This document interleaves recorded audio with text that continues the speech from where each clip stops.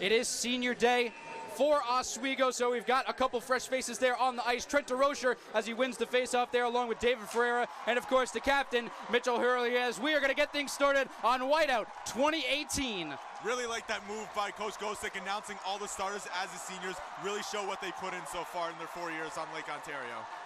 Already Oswego turns it over in the zone, and then Richer wisely will decide to cover it, and it'll be a face-off. This crowd has not stopped cheering. It reminds me a lot of Mary's Minute earlier in the year. I can barely hear myself think. I can barely hear myself speaking. You see those white towels waving. The energy in this place is absolutely amazing.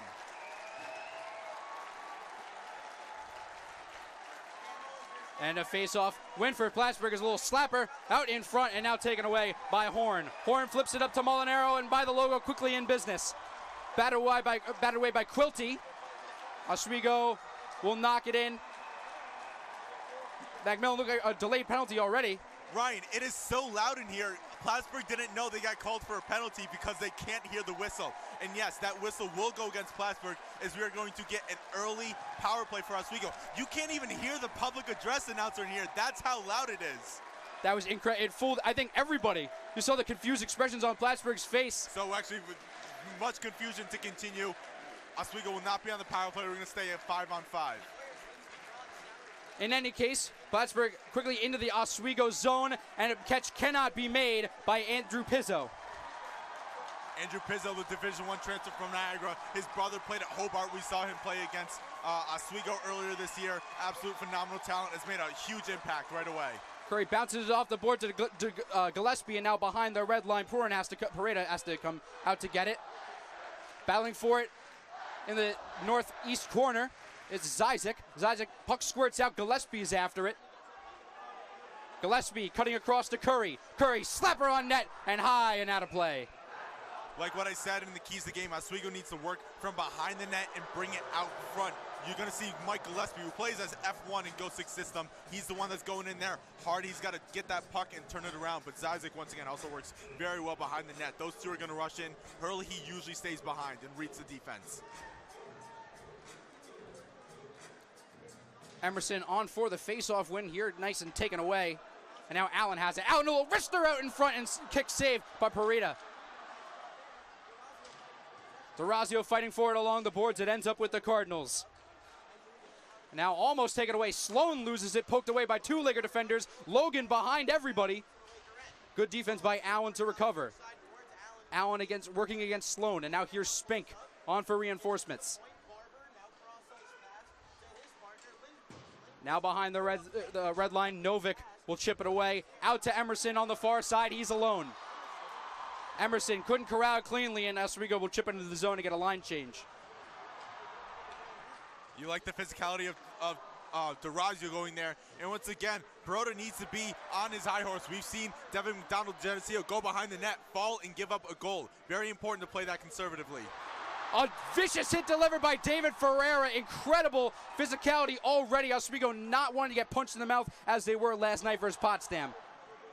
Here's DeRocher, the senior. Puck squirts out for Sullivan. Out to Pelnick. Pelnick deflected away. Nice pad stick save there. That's exactly what Plattsburgh did last year at Whiteout. Deflected those pucks back into the neutral zone, and it took so long for Oswego to reset on offense. That's very important, blocking shots this time of year. Plattsburgh caught in the middle of a line change, allows Oswego to get the puck back, and here it is at neutral ice. Valente back for it, the leader in career points for the Cardinals. One of the lone seniors. Both these teams very young, a lot of freshmen and sophomores, first-year programs, transfers on both sides. Marinello fighting for it. Pelnick. Falanga. It's a 1-on-2 right now as Horn is after it, but they pass it around him, and almost an unlucky bounce in front of Richer. Valente will chip it in. Behind the net is Falanga. Falanga looking for the wraparound. Falanga out in front and kicked away by Macmillan. Great defense by Cam Berry standing in front of the net. He's not the biggest guy, but he plays the toughest there. Molinaro in business, looking for Berry. Berry, it's pass inside in front, behind the back of the red line. Here's Tyler Curry. Curry lost it and now juked out. Molinaro, here's Valente, and now up to Quilty. Quilty past the trail, and it sails high of the cage. Very reminiscent of the goal last year that gave Plattsburgh the win. Matt Quilty leading a 3-on-2. Oswego, you have to keep your head on swivel. Have eyes in the back of your head. Quilty took away the heart right out of the ribcage of so many Laker lunatics last year. Less than a minute to go. He was the Plattsburgh hero. And now a pass that was trying to chip it into the zone. Look at that Plattsburgh forecheck, but it sails over everything and into the net. Ryan, I like that point you made about so many freshmen and sophomores. This is a complete new chapter in this history rivalry. No Matt Zawaski, no Brady Rouleau, no Sean Holshoff, no Rich Body. The playmakers and the difference makers on both of these teams are pretty much brand new, except for, Denoye, you could say, and Quilty, but completely new. Another face-off win here for the Lakers, almost in front. Ziza couldn't get to it, and now here's Gillespie. Gillespie giving it up to the captain, but now taken away. That was Philip Middleton. Middleton scored for Plattsburgh when these two teams met earlier in the year. A very comfortable win for Oswego. You just don't see those nowadays. Campbell almost couldn't corral it. Curry, though, alertly flips it out to Gillespie. Gillespie in neutral ice gives it up to Herlihy. Pass inside to Gillespie. Couldn't catch it cleanly, though. And now behind the net is Gillespie. Gillespie out to Draben. So wasted possession there for Oswego. Draben will carry it through neutral ice, and now we're trying to do it himself. Draben unassisted goes coast to coast, and now taken away by Novick. This is a chance. Novick very aggressive on the rush. Oswego to 3-on-2. Puck just sails just high of Pareda. That's one thing you're going to love from Max Novick as a freshman. He practically plays as a forward in this system. He'll join the rush. Plattsburgh gets up and down the ice very quickly as Riche gets a stick on it, tries to cover it. Another shot on net. DeRazio's on the ground. Excuse me, that's Herlihy. And now in neutral ice. Desnoyers chips it into the Oswego zone. Behind the net is Novick. Bad turnover. Yeah, AJ DeRazio just fell over. There was no one around him. And you don't want to blame him for that, but obviously it was his fault, and little things like that can lead to bad turnovers. Here's Spink, gives it off to Emerson, and now back to Spink. Has to stop at the face-off circle, and now gives it back to DeRazio. DeRazio falls again. And now behind the red line, it looks like the Cardinals are going to win the race. And now, here's out to Plattsburgh. Logan lost it. Plattsburgh has it, the face-off circle, no clear possession. Ferreira fighting, Valente has it. Valente with a shot, and just hovered above Riche. Puck's blown dead. I think we're getting a high stick right there. And that's sometimes the price you have to pay for playing aggressive on defense. But so far, Riche, he's had a little bit of traffic in front of himself, but Oswego doing a very good job to make sure they're deflecting pucks, something that they haven't done as well last year against Plattsburgh. Droscher at 6'5". Didn't really look like he had a role earlier in the year, but he has really stepped his game up in these past couple of years as a pass wide of the net, and Riche Pelnick takes it away. 2 6'5" bodies on for the Lakers right now. I'm waiting for, we also have 6'7" Jacob Engvall. Let's see if we can get some two worlds collide and get some massive hits. Here's Pelnick. Pelnick surveys and gets it out to McMillan. McMillan harassed by 2 Cardinals, and now Ferreira will get it and knock it into neutral ice. Oswego will go for a line change. Lawson fighting for it. Sullivan got do-si-do there and got left in the dust. Like this aggressive forecheck, though, by Tommy Horn. You probably think that's why Gosick put him in, because yesterday Scorpio was on that third line. Take him out, put in Horn, a more physical player. Berry took it away, and now behind the net, showing off the speed. Pareda leaves his post well outside, and he has to come all the way back, but crisis averted for the Cardinals. Falenga. Berry with a massive hit into the boards. And now hits going both ways as Horn lays a hit on Falenga. You like the physicality. We've had a clean hit so far, no penalties, almost 8 minutes through this game. Beautiful bounce pass to Molinaro, and Berry takes a hard crash into the boards. Probably not going to be called. Yeah, no call for boarding those. Berry was sliding, but once again, the hits come in bunches. Gillespie pokes it away momentarily. Riche. Waffle boards it away.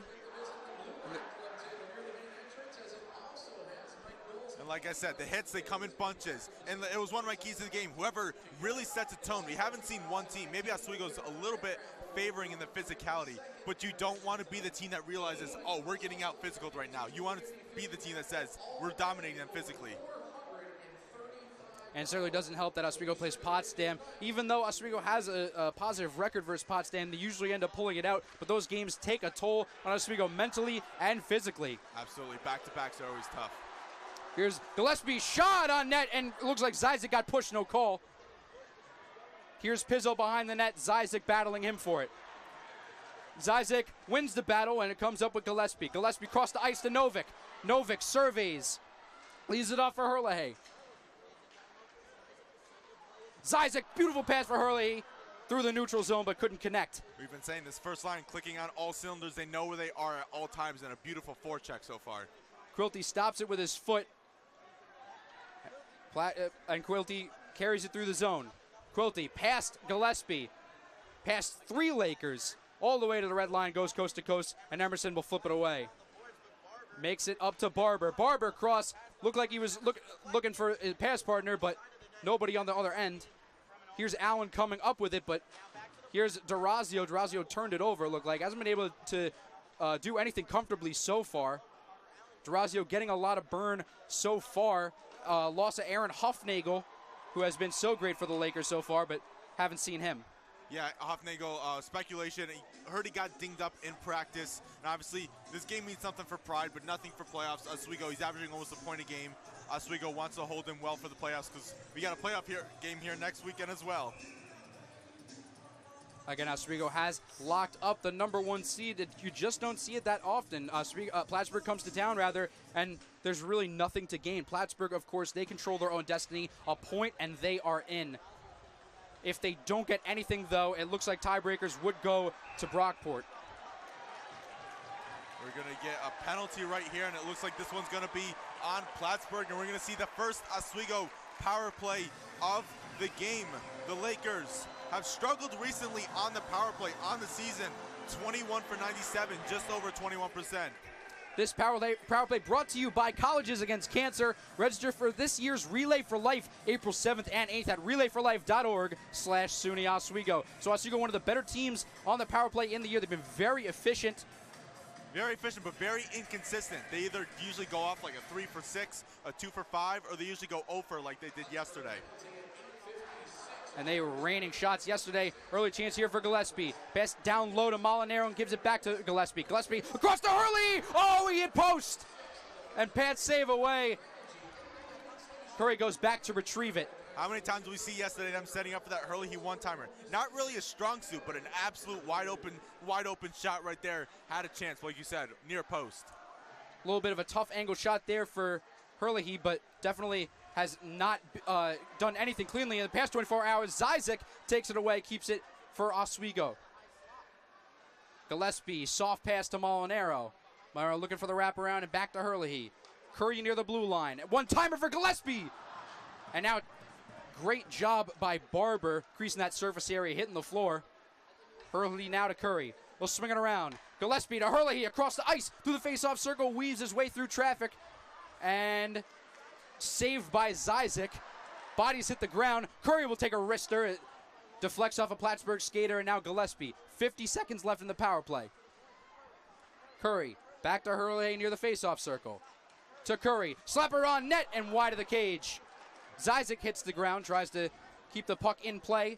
Phenomenal job by Curry at the point. Oswego has not lost the zone.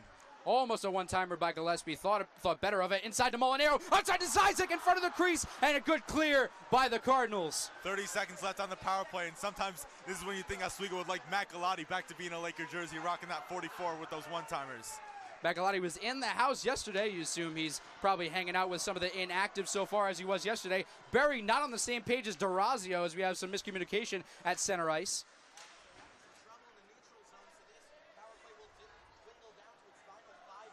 So a little bit of wasted power play on the back end for Oswego. Here's Tyler Curry just chipping into the zone, and we'll get a line change for Oswego. Spink doing a good job behind the boards. Yeah, sometimes you can't always think of power plays as success with just goals. If you wear out their best players on the penalty kill, that's going to come when it matters in the third period. So overall, effective job by Oswego because they held the zone for over a minute and a half. Boy, Jacob Engvall at 6'7", just towering over everybody. Riche has to leave his post and flip it outside.